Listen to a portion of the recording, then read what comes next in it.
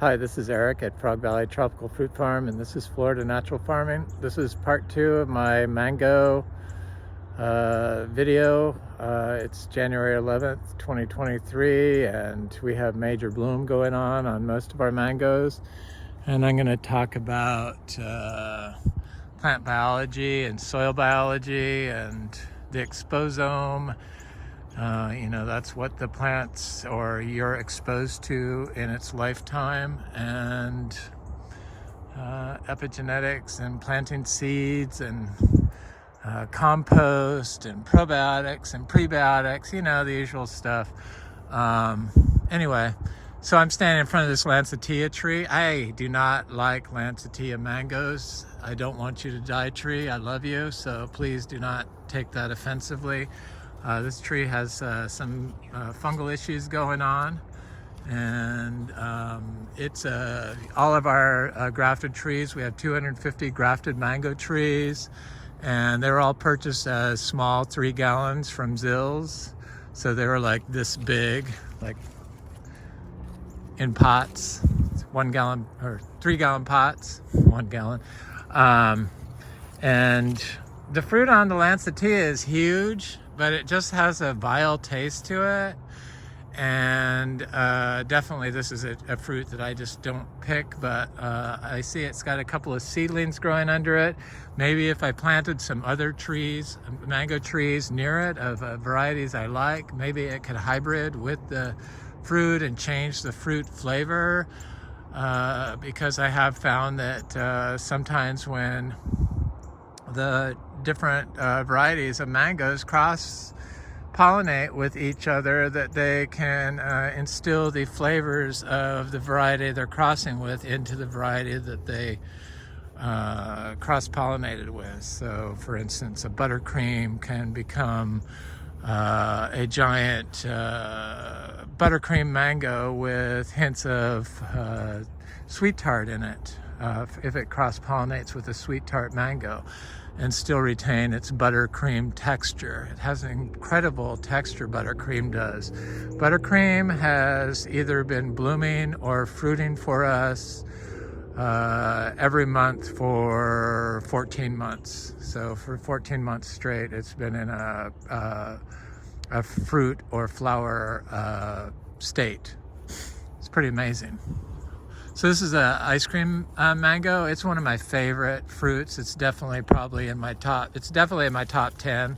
Possibly it could be in my top 5, but it's definitely a good mango. It's a small mango tree. This tree is starting to flower. It's pushing. These are cherry trees. As the cherry trees, I can see fruit on the trees from here. The whole tree is gonna be covered in fruit. That's just how our mangoes roll here, and are covered with bloom and then fruit, but they're just kind of a little slow back here. I did give all the mangoes a pile of our daily manure, which is what that is. And when I say I plant in compost, it's definitely topsoil what I plant in. So I call it compost, but it's been on the ground for a year, and it has been undisturbed, and it is assimilated into soil. So it's basically topsoil. It's compost where plants have grown into the compost, much like what Indian zero budget natural farming does when they make compost. There's a name for it. It's a Panchagavya recipe, where they do the compost like a layered compost. It almost looks like coffins when they set it up. It's small, low piles, not huge, gigantic piles, but then they do a layered compost and they let it sit there for a while, and then they chop it up, and then they plant seeds in it, and then those seeds, like different seeds of probably nitrogen fixing plants, I would guess, and corn and stuff like that. But then they let the seedlings get like 8 inches tall, and then they chop it up, and then they finish composting it. So I was watching this video by John Kempf on advancing eco-agriculture. I haven't watched his videos in a long time. He had Dr. White on there. He's a entomologist and is very pro regenerative farming. I really admire him. He tries to divulge information. I hate to say it, but I really didn't hear any new information on today's video. And but it was all good information. And but anyway, so in the video they said, Dr. White said that indigenous people, this is a coggshall mango. I do not like coggshall mangoes. The indigenous peoples, they were talking about growing corn, because John Kemp grows in industrial style with some regenerative principles, but it's not all regenerative. It's like a combination. It's a hybrid industrial regenerative system is how I look at it. Unless he put permanent natural system strips into his system, it's not going to ever be a totally regenerative system. That's just how I feel. And it's because of his exposome he's exposed to. So the environment which he is exposed to is industrial farming. So it rubs off on his look at regenerative farming.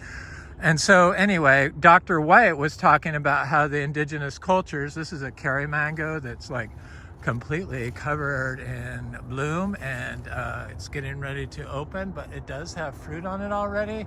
And this year the tree did not set all male fruit or flowers. It's got female flowers, so there's little fruitlets on there. And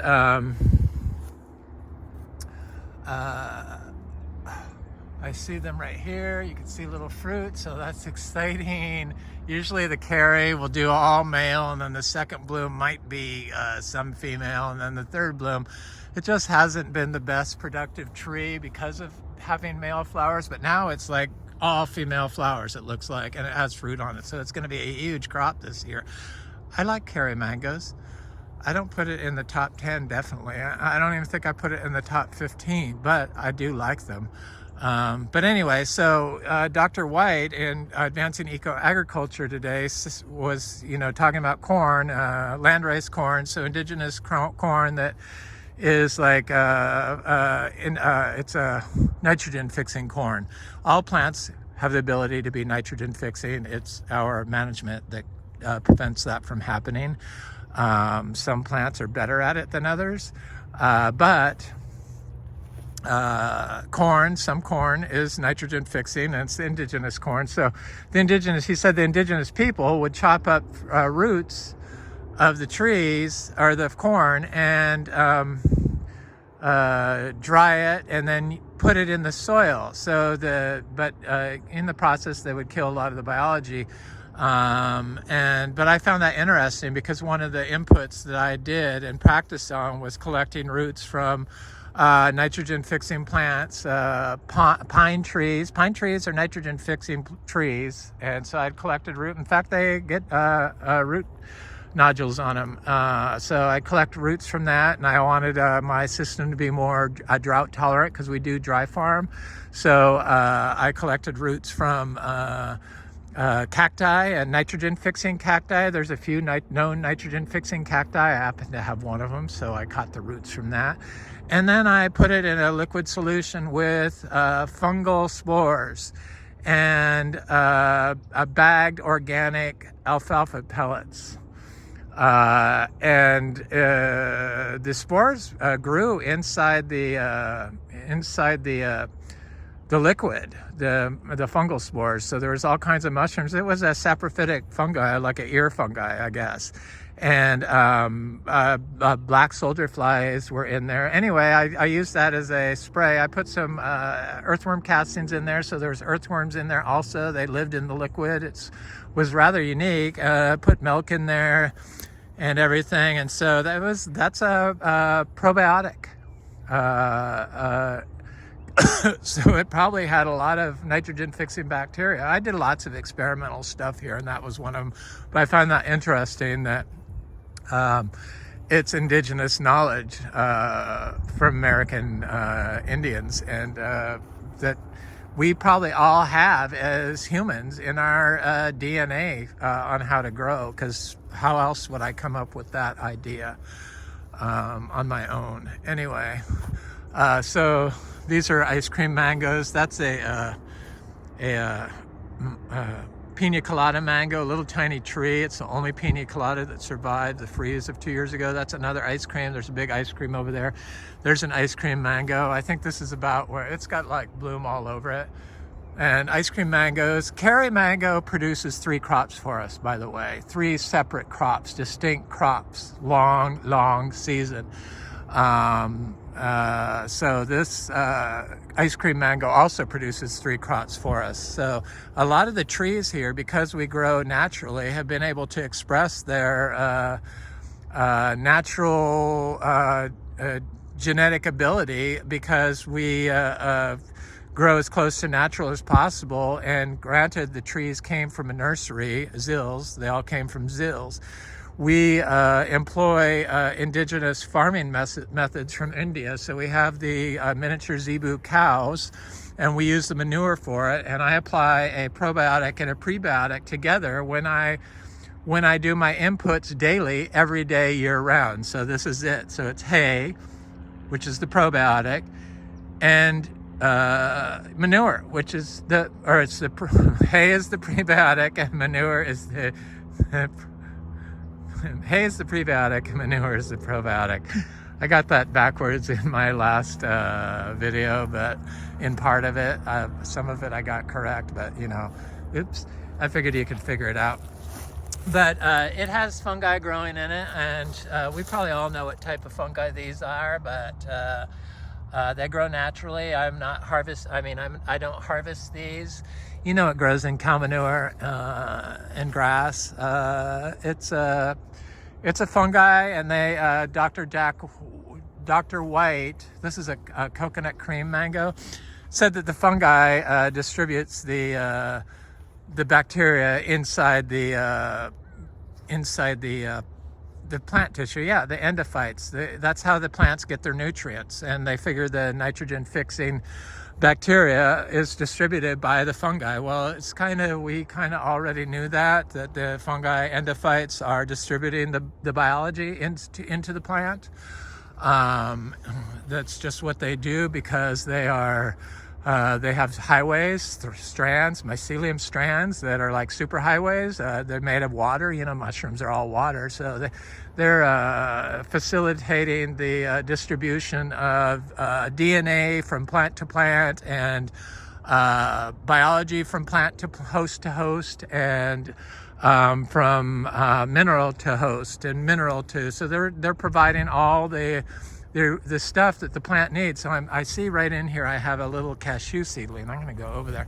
I intercropped a lot of seeds in here, and I'm beginning to see them growing up in here. It's right there. I want us all to be seed grown mangoes. These are cotton candy mango, cotton candy mango, cotton candy mango. And what's missing in modern agriculture is the endophytic biology, which is the nutrients. Because the nutrients come in the form of bacteria, and because they capture the bacteria. The nutrients capture other bacteria and eat other organisms that are nutrients that then get put into the plant and consumed by the plant. Instills nitrogen into the plant in the form of nitrogen fixing bacteria. But it also happens with other things, other nutrients and stuff like that. So it's the endophytes is the missing thing, and we fail to understand how and why we need to build up fungal and bacteria colonies in our soil. They don't really tell you how to do it. And a lot of people that grow tropical fruit trees do it in pots, and they do it in greenhouses. Well, your exposome is in a cold climate, so you're in a greenhouse growing tropical fruit trees in pots, and you really don't have nature to fall back on to see how stuff grows naturally. So you're influenced by your environment, and for some reason a lot of the people that grow in pots, most people that grow in pots, grow using chemicals, because that is what we've been exposed to for the last 70 years, Exposome. And the chemical companies have infiltrated the school systems, and that's what writes the books. They pay for the classes, the books. They pay the teacher gets paid to present their dogma that has been killing and causing chronic disease in humanity and plants and ecosystems for 70 years. And finally, because of our advances in quantum biology, we now know that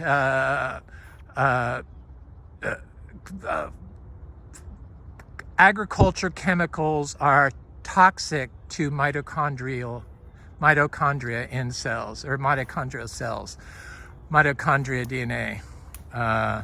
And toxins that are used in agriculture to grow plants cause mutated genes expression. So your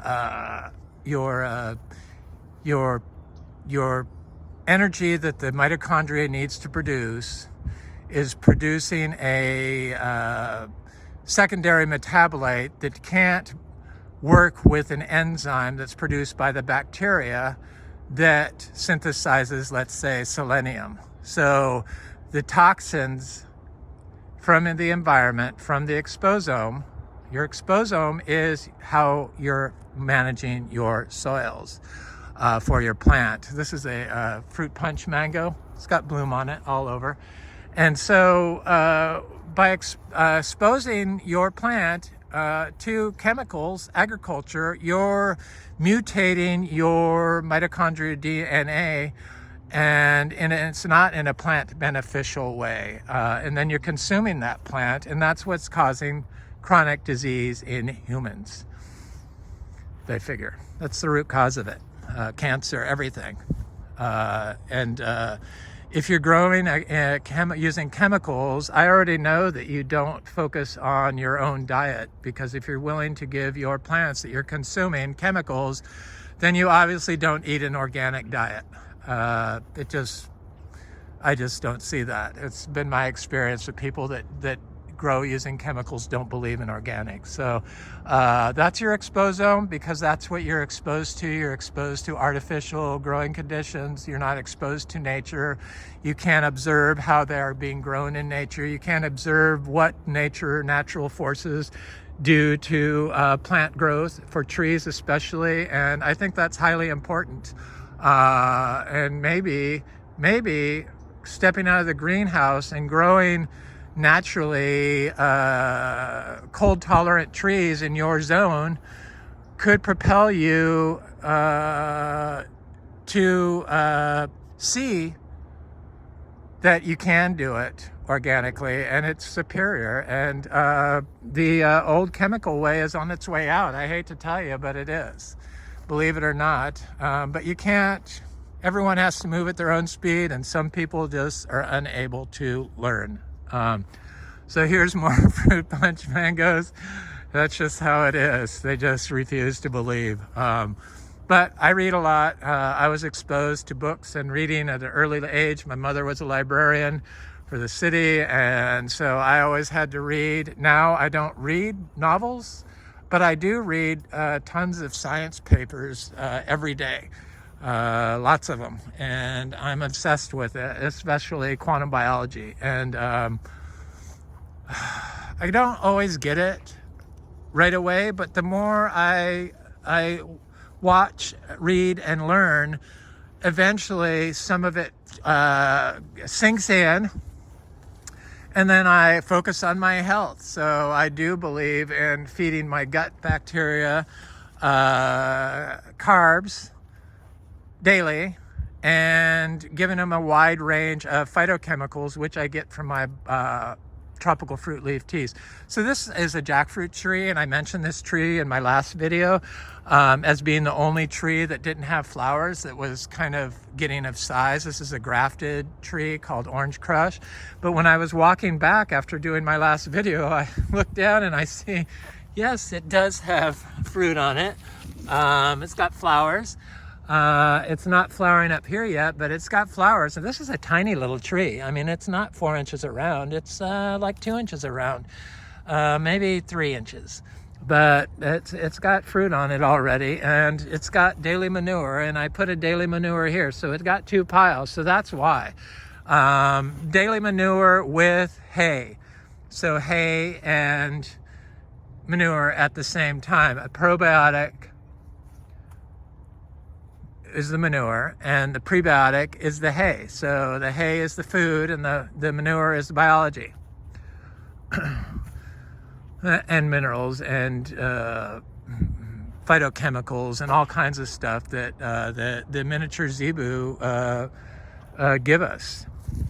It's not the manure that's causing the disease, it's the management in the unhealthy conditions. So the confined animal feed operations, the CAFOs, it's unnatural, and then they create huge giant pools of manure, which puts biology out of balance, so there's no biological homeostasis between the good and the bad biology. And they've in the video today, Dr.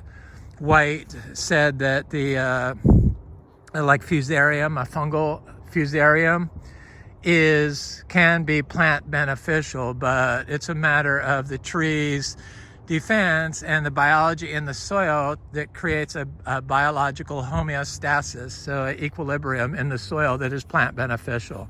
So these are trees that got froze, but these are sweet tart trees. That tree got froze, but it's getting quite big.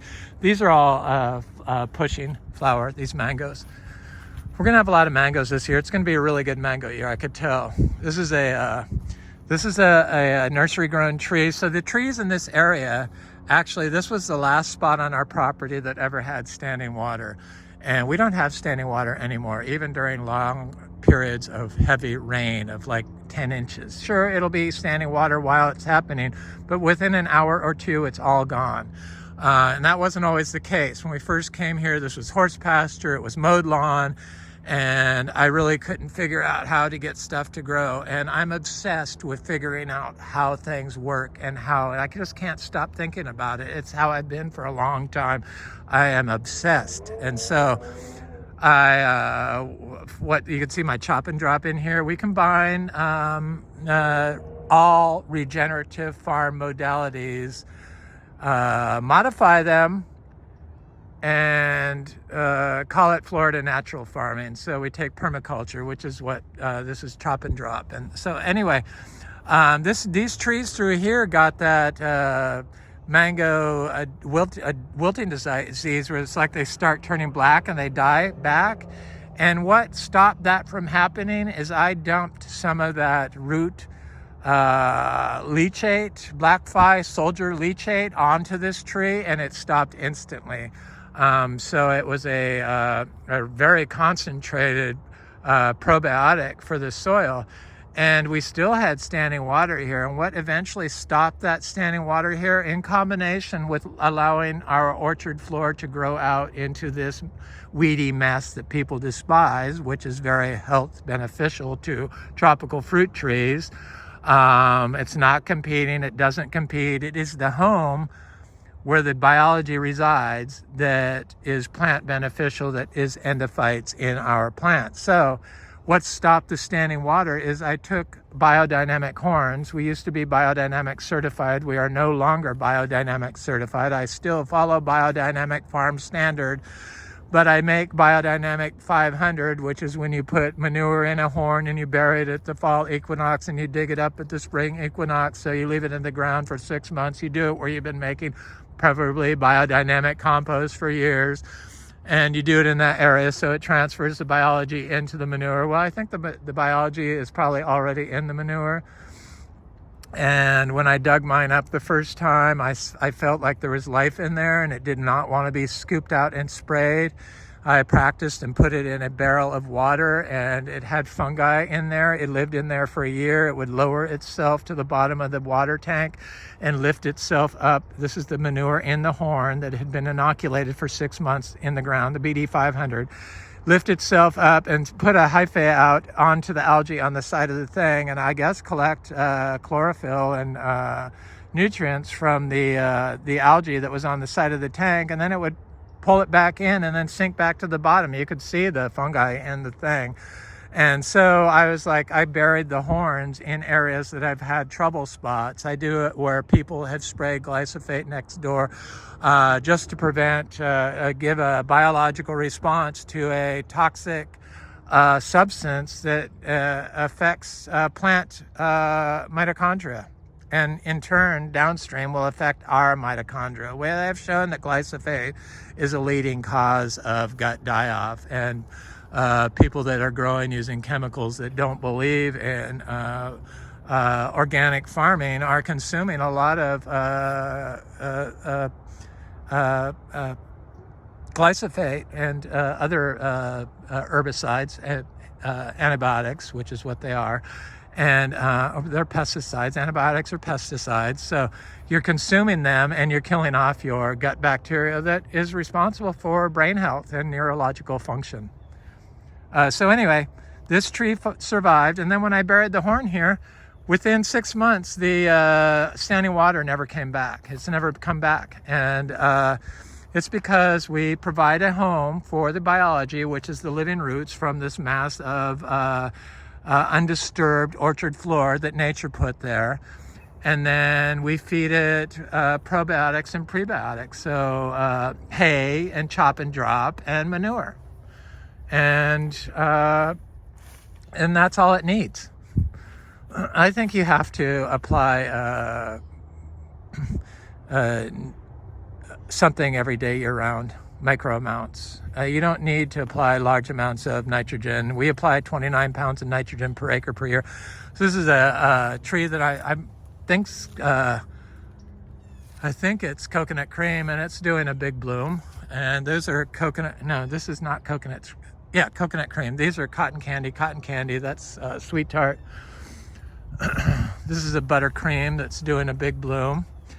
Buttercream has been one of my favorite mangoes. It's positive in my top 5. I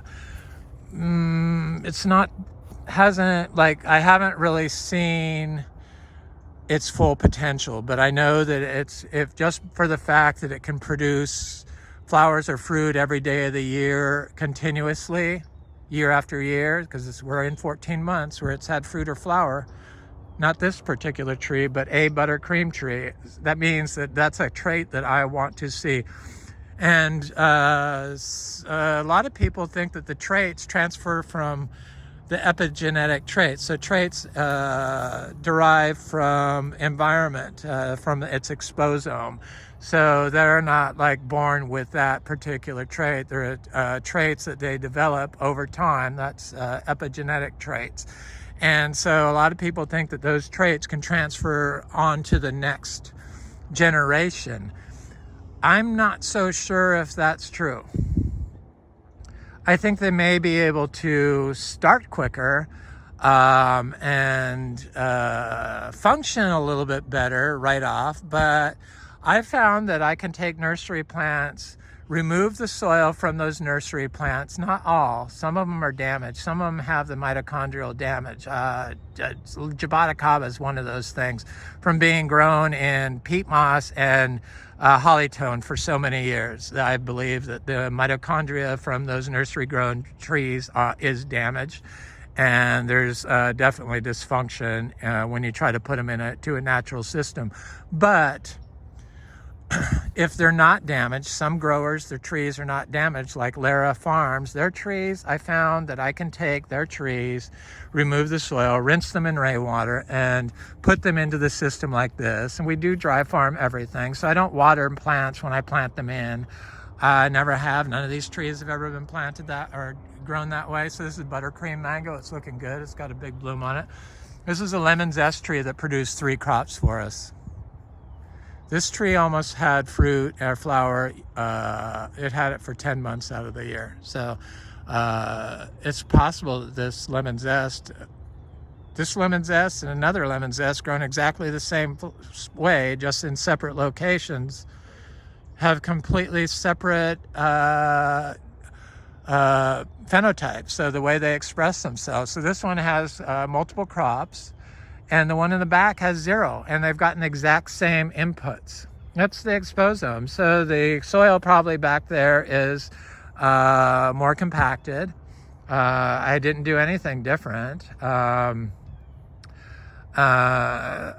pretty sure that that's what it is. Compaction is the root cause of all problems. Human-caused edaphic stress in the soil. There's another cashew. But I'm working on it. So the seeds from trees that are successfully grown, somebody, a YouTuber that always leaves interesting comments, John Liberty, he sent me a link about permaculture and how trees should be started in nutrient poor soils. But he was talking about, there's more cashews. He was talking about eucalyptus. Well, eucalyptus is used to growing in poor soils, and it was in Australia, what he was talking about. So one tree that was grown and started in poor soils and then transplanted into good soils got really big. And one tree that was planted in good soils and then transplanted into good soils never got as big as fast. But it's spot to spot, and all plants, just like all people, are totally different when you are growing naturally. So some plants that grow really big in a pot, like you can put all the seeds of the same pot in the same soil in a pot, and the same species in a pot, grow them together. Everything's exactly the same, and they'll all be different sizes. And you can take that biggest plant and put it in the soil and plant it, and because of the location you chose, it is not going, it might be the slowest one growing after that. So it's not, you can't always, what transfers one time may not transfer the next. So epigenetics are growing in poor soil for tropical fruit trees, since most of our tropical fruit trees come from the Amazon. That's just what the type of fruit tree I like. So I am looking at lychee trees right here that have bloom on them. Since our soil really is not compost, I don't think I ever finished that when I was talking about my compost. That is like, it's our daily manure. And then I leave it on the ground, and once it gets roots growing in it and it's unrecognizable and it closely resembles soil, I will scrape it up. So it's topsoil. I'm planting the trees that we grow here in the same soil that I'm growing the trees in. So I have planted seeds in bad soil areas where it's still white sand. We have very little areas like that. Most of them are on our mowed path. But I do have a couple areas that I know that the soil is bad and the seeds just don't germinate. So I just don't think that that's the way to do it. And I know that Dr. White today and Advancing Eco, this is a sweet tart tree that's pushing just now. It's going to do a huge bloom. They look like they're all going to do a huge bloom.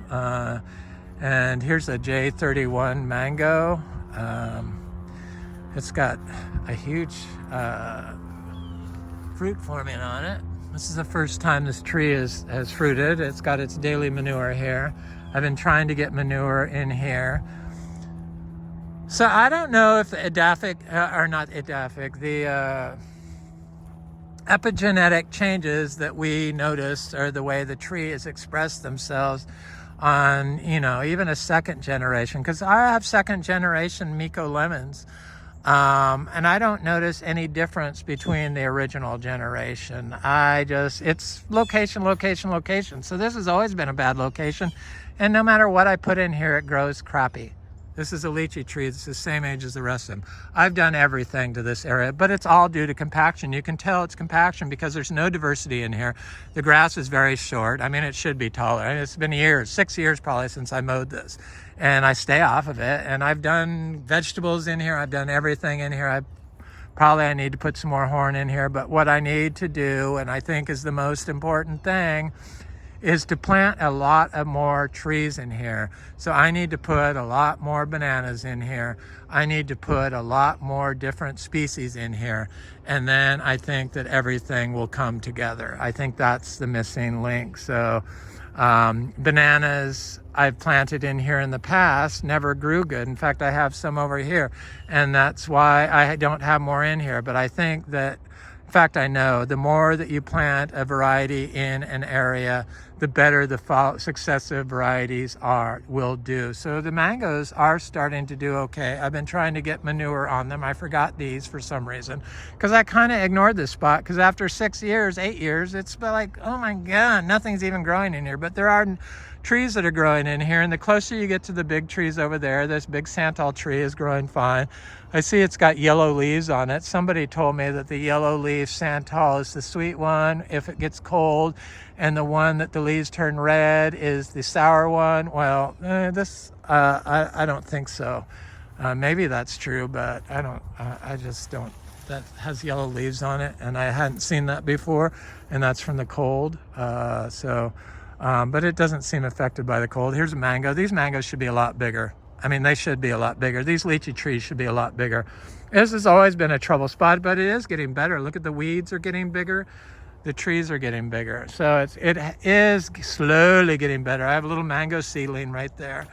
It seems okay. Mangoes seem like they can grow in really crappy areas. Same with citrus. This Miko lemon is doing good. Here's a mango seedling that's doing good. Here's another Miko lemon. It's looking kind of haggard. I'm not sure why, but the soil. It's the soil. I need to put some manure in here. So here's the banana I put in here, and it should be like huge already, and it's not. And mangoes that way, closer to the trees, are doing better. But I have planted bananas over by these big palm trees, and they just never grow. I finally dug them up and moved them. This Miko lemon looks a lot better. We don't have greening issues on our trees, and it's because we promote biological soil. So there's a cashew that's growing there, I see. There's a wax jambu right there. There's a Miko lemon that's looking good. You could tell this area is getting better, but you can also tell this lychee tree that was the same age as those other trees never grew, because this was a crappy area. But it has oak tree growing in here. It looks like stuff's starting to grow. So it's one here that's a little bit bigger, and then right next to it is one that's a little bit smaller, but there is a telephone pole tree, and I know that they brought trucks in here a lot to work on the poles, and so the soil was very compacted. I didn't realize it was compaction. It was preventing causing all our issues, our plants to grow slow, our plants not to grow. And in combination with, I continued to mow the lawn and just use wood chip inputs, and stuff just wouldn't grow. And I would remove the plants from around the base of the trees. That's the wrong thing to do. See, these are blooming, or starting to bloom, this lychee. After taking a bunch of soil classes, I soon realized that disturbing the soil is horrible for growing fruit trees, and mowing with machinery is probably the worst thing you could do, because water can't move through it. If water can't move through it, nutrients can't move through it. If nutrients can't move through it, biology can't move through it, because the biology is the nutrients, and it can't move through compacted soil, period. And then if no diversity is growing in it, then you're not going to get the biology. And I really didn't know that you needed to feed the biology, the probiotic and the prebiotic at the same time. A long time ago, my aha moment with that was when I was doing lab, and I finally, at lab and compost, tea mixed together. And I sprayed it every day for 8 months, I think, 5 days a week. I hate spraying, doing biological sprays, but I wanted to get my system to grow, and nothing was working. And finally, I put some sourdough bread starter in with my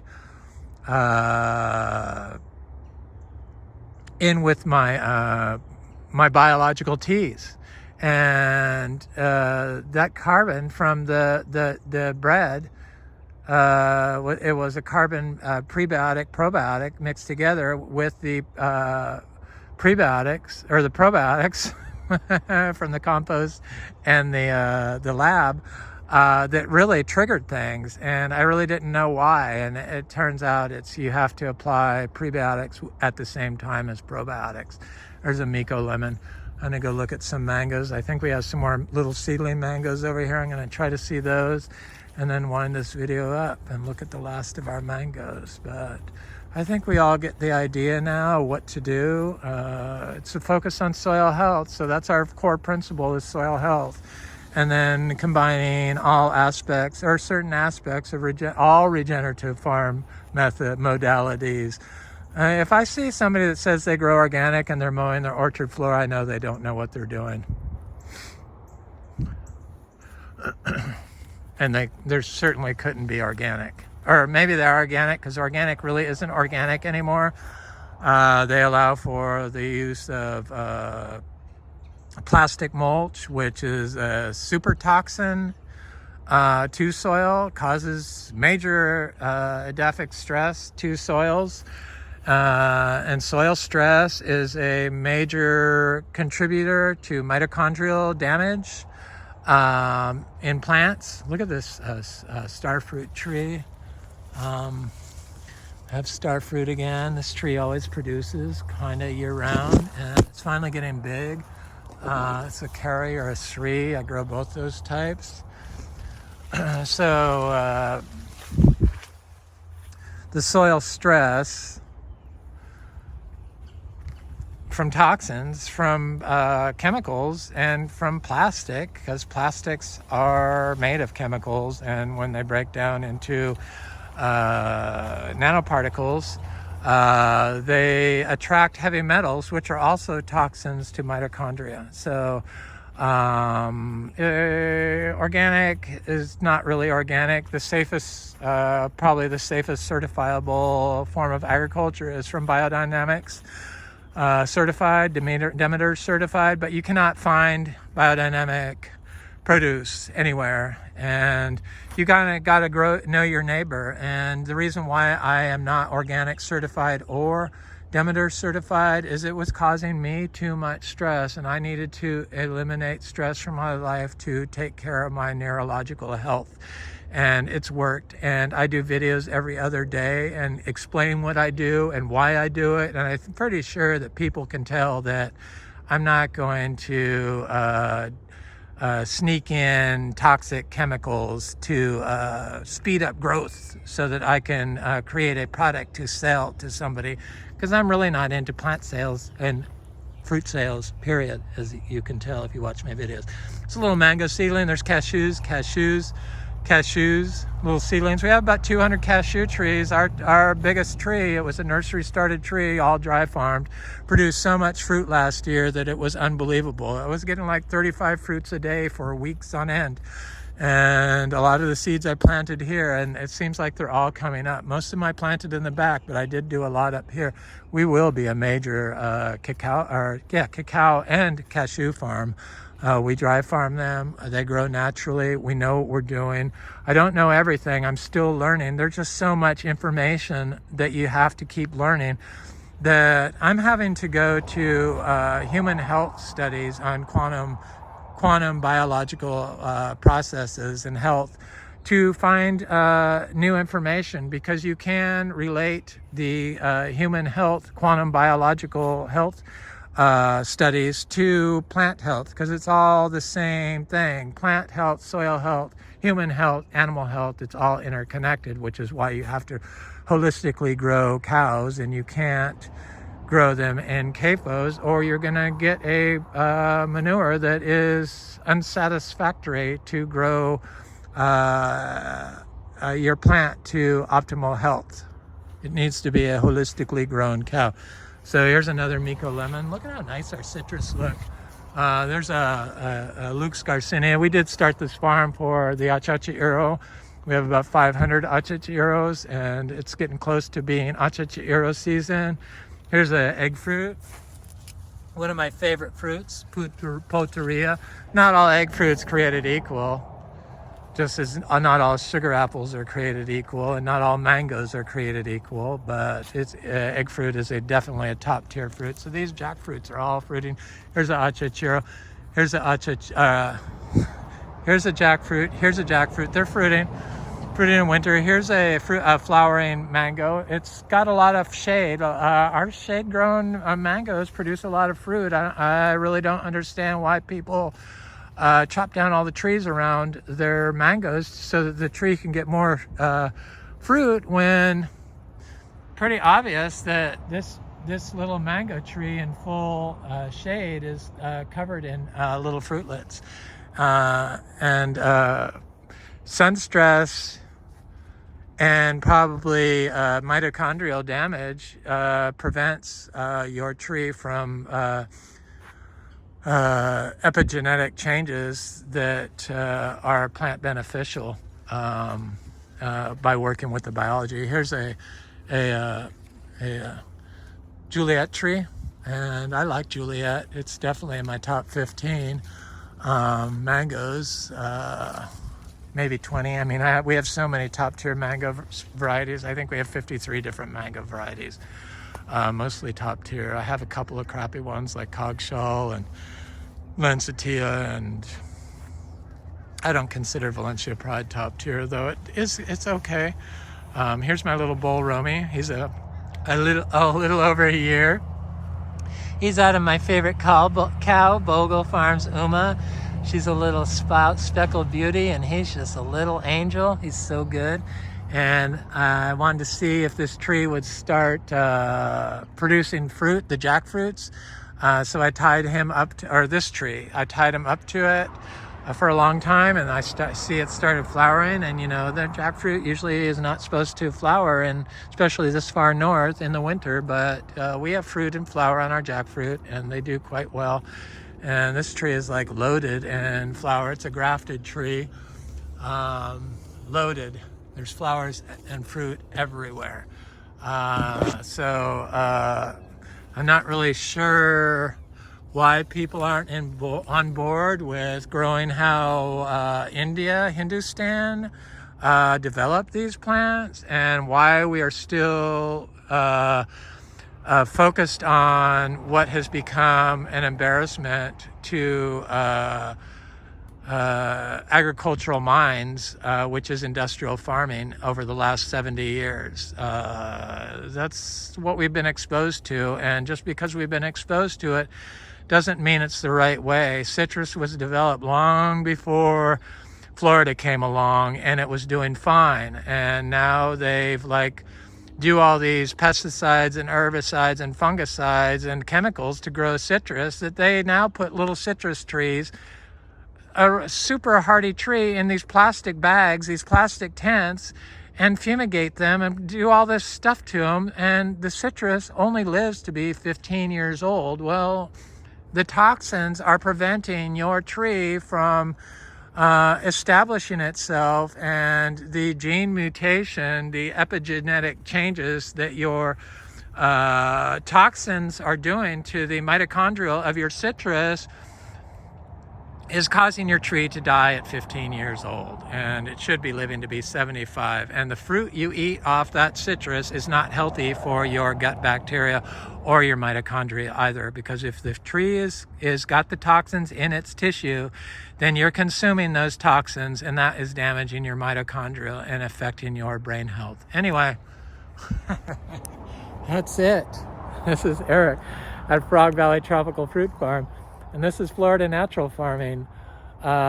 Please like, share, and subscribe, and comment. I always like to hear what people have to say, and please subscribe if you've been watching my videos. It helps the channel, and we really need to initiate change in our agricultural systems, and that's why I do these videos. I want to help Florida, I want to help humans, and I want to help people learn to grow. Anyway, have an excellent day. Thanks for watching.